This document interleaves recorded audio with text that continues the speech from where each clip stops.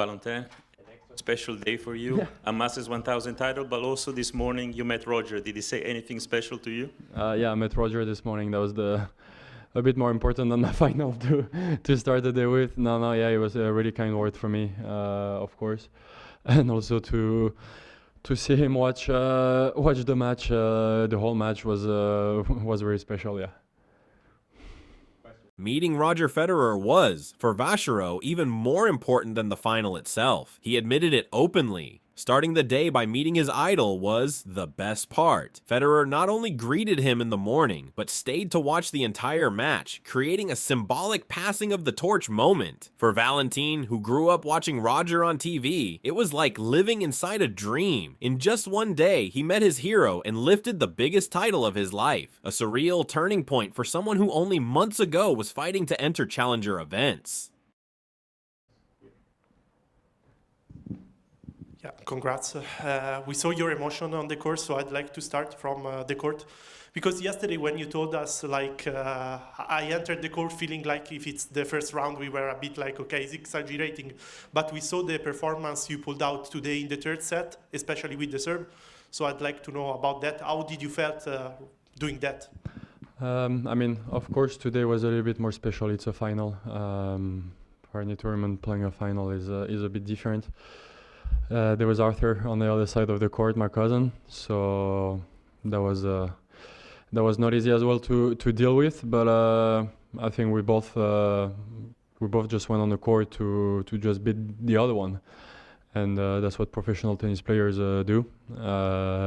He played better than me for a little while out there, and yeah, really happy that I turned that around and probably played close to my best tennis of the week in the third set of this match. Yeah. Vacherot admitted this time felt different. It was a final, and not just any final. He was facing his cousin, Arthur Rinderknecht. That emotional mix made the match mentally complex from the start, yet his mindset was professional and composed. He didn't let family bonds interfere. He played as if facing any other opponent. That's what defines high-level athletes, the ability to separate emotion from performance. What stood out most was his calm understanding of pressure. He didn't dramatize it, he simply competed, and in doing so, he proved he belongs at the top. Congrats, Val. Talk about that third set. 17 winners, 2 unforced errors. You won 16 of 18 points on serve. Could that maybe the best set of tennis you may have ever played? Yeah, as I just said, it's probably my best set of the week. I returned almost everything. I put I don't know the percentage of first serve in, but yeah, I put most of my first serve in. I was checking at the radar, and it's probably even the hardest I was serving. And yeah, I mean, really happy that everything clicked and came in together in this last set. That's probably what I needed to win, because Arthur was playing and serving really good him as well. Yeah. Statistically, it was almost perfect. 17 winners, only 2 unforced errors, and more than 90% of points won on first serve. But what impressed most wasn't just precision, it was control. He said, "Everything clicked," and that line says it all. It was the purest form of confidence, instinct and execution aligning in a decisive moment. That final set didn't just win him the title, it showed he can produce world-class tennis when it matters most. It was the kind of performance that changes how the tennis world looks at you. This is probably quite difficult, but I wonder, can you just try and put into words what this means to you?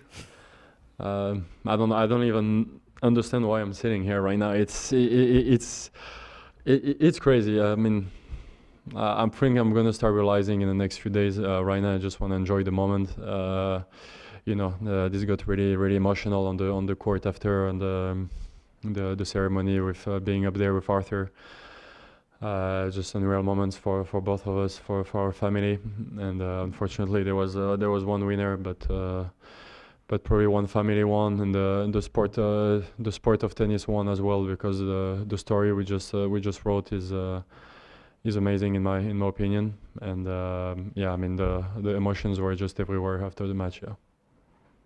Here came the emotion. He confessed that he still didn't fully understand what had happened, that it all felt unreal. The most touching part came when he talked about his cousin. Only one of us could win, but our whole family won today. That single phrase captured the spirit of the match. No bitterness, just pride. In a sport often driven by rivalry and ego, their moment of mutual respect stood out. It was raw, genuine emotion, the kind of scene that reminds fans why they love tennis.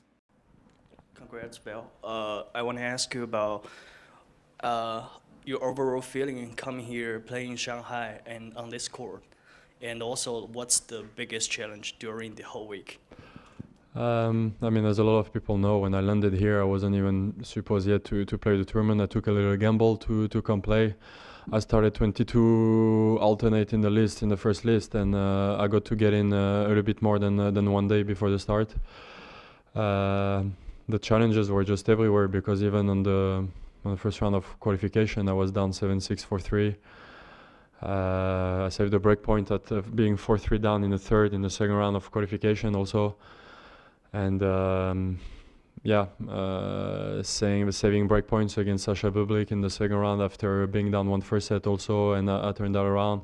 As you guys know, I think I won six matches now, being down from the first set. So the challenges were just everywhere, and I'm just so happy, so happy that I just cooperated with all that well, that good, and to be even sitting here right now is surreal to me. This answer could be the script of a movie. Vacherot entered Shanghai as the 22nd alternate, not even guaranteed a place in qualifying. He got in at the last minute, survived multiple match points early on, and came back from a set down 6 times throughout the tournament.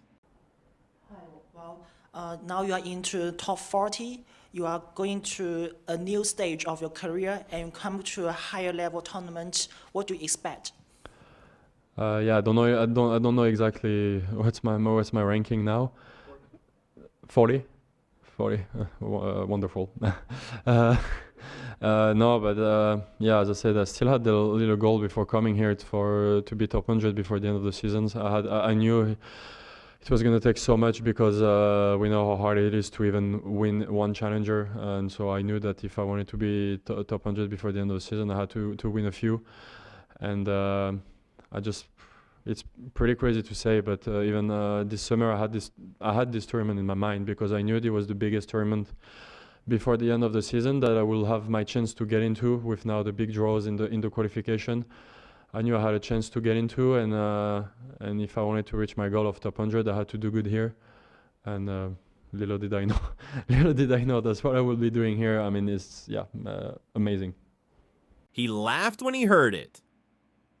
40? Really? His original goal for the season was simply to end the year in the top 100. Now he's in the top 40, a leap he never expected. He revealed that Shanghai had been circled in his mind for months as his big chance, but he never imagined it would end with a trophy. What's striking is how grounded he stayed. He spoke with the same humility as if nothing had changed. That's the mark of someone who's not chasing fame. He's chasing growth. So I would like to know how you feel about the audience, the crowd tonight, and what's your future plan? I mean, the crowd was amazing tonight once again. I got to play now my last 4 matches on center court. I mean, first of all, the first one that I played against Talon Grigspor in the round of 16, to step on that center court, to just even walk in was already surreal to me, and to have played now 4 and have won all of the matches is crazy. We try to, there's so much pressure today, of course, being a final. We try to put on the best show possible for the fans, and Arthur was playing better than me for a while. Maybe the intensity dropped a little bit in the start of the second set because we're both also serving really well, really tough to return. And all of a sudden, everything just came a bit through for me. I started playing way better. The crowd started to get really involved, and the end of the second set and the third set was just really crazy out there. And I think, I want to say thank you to all the fans. And next for me is, first of all, to just go home, see my family, see my friends, and celebrate all that with everyone. And then the season is not over. There's still a few weeks to play, so I will see where I will play. He couldn't hide his admiration for the Shanghai crowd. Playing 4 straight matches on center court was, in his own words, unreal. The energy in the stadium helped him push through fatigue and pressure, especially in the final. When he was down, the fans lifted him up. He described the last set as crazy, fueled by their cheers. His immediate plan now is to fly home, celebrate with family and friends, and enjoy the moment. But he made it clear, the season isn't over. The dream continues. Hi, Val. It's also about Roger. So how does it feel to win the title with him watching? Yeah, I mean, I'm not gonna lie. After winning or losing some points, I had a little side eye to him to see how he was reacting to some of the shots. No, I mean, it was amazing to have him out there. I mean, whenever they were putting him on the screen, I think he was making more noise than after some of the points, the great points we played. That's how amazing and great he is to the sport, and still now having stopped tennis since 4 or 5 years, I think. Yeah, I mean, I got to play Novak yesterday. I got to meet Roger today. It's just, I mean, even outside tennis is just a crazy week just about that for me. Yeah. He smiled when this question came up. He admitted he kept sneaking glances toward Federer during the match, curious to see how Roger reacted to his shots. Every time Federer appeared on the big screen, the crowd erupted, louder than for some of the best rallies. That detail says everything about the magnitude of the moment. In one weekend, Vacherot defeated Novak Djokovic and then won a Masters 1000 with Roger Federer watching. That's not just a victory, it's a statement, a fairy tale ending witnessed by the very legend who inspired it. First of all, is Arthur okay? Because he sort of keeled over at the end, and sort of connected to that. I just wonder if you can share with us a little about how you guys plan to celebrate as a family after this. I mean, celebrate together. It's not gonna be easy. Maybe we're just gonna see each other again in one of the last tournament. But yeah, as a few people know me, I'm from Monaco. Him is a little bit more from the north of France, Paris and Brittany. So we're just gonna go on our side. I think yeah, he will have been even more special to just celebrate that together. But I think what was tough also for him is that he was just here with one of his best friends, and his whole team didn't come, so he didn't get to share all that with his coach Luca, his wife Hortense, fitness coach, physio. That no one was here, and yeah, I wish for him that at least a few of them would have been here. What was your question? Sorry, I'm getting. Oh yeah, no, yeah, he's okay. It was just a little bit of cramping because, as everyone knows, he was this whole week was really hard for everyone, really hot, really humid, and yeah, I mean, really surprised and really happy how I cooperated with that, and yeah, that brought a little bit of laughing on the stage after how emotional it got to see him down, but thank God he's okay. He has just some cramps, and yeah, I think he's already on the plane now. He didn't have much time to. Yeah, I don't know what time it is, but 9:30 we had to be in the plane. He immediately reassured everyone. Arthur was fine, just cramping after the exhausting conditions. Still, it was emotional to see his cousin collapse from fatigue right after the handshake. They couldn't celebrate together. Each had to travel in different directions. But Vacherot's empathy stood out. He mentioned that Arthur's full team wasn't there and wished he'd been able to share the moment with them. It was another glimpse of Vacherot's personality. Humble, thoughtful, and deeply human, even in his biggest triumph. How did it feel to hold your country's flag right after you won there, and looked like it was a very emotional moment right after you won? Yeah, I turned on my phone, but I haven't really watched anything yet. I can't wait to watch the videos of, especially at the Monte Carlo Country Club. I knew they had a big watch party because it's Sunday, everyone is off work. So I think that's probably the day where there's the most people. And just to hold the flag and to be able to do that for my country is, it's unreal, of course. And I'm just thinking about our little federation, our little small country, one of the smallest countries in the world, probably the smallest federation. We have such, yeah, we have not many players, and now we have one Master 1000 in singles, two Master 1000 in doubles, one final also in Grand Slam for Hugo in Australian Open 2 years ago, and what we get to achieve for Monaco is unbelievable. And yeah, I hope that just everyone we're making everyone proud of us, and I hope just to keep going. This was his proudest moment. He spoke with visible emotion about Monaco, a tiny nation with barely any professional players. Holding his country's flag, knowing his home club in Monte Carlo was watching the final live was overwhelming. He reminded everyone that Monaco now has Masters 1000 titles in both singles and doubles. A remarkable feat for such a small federation. His final words summed it up perfectly. We're a small country, but today we proved we can dream big. That line will echo in Monaco for years.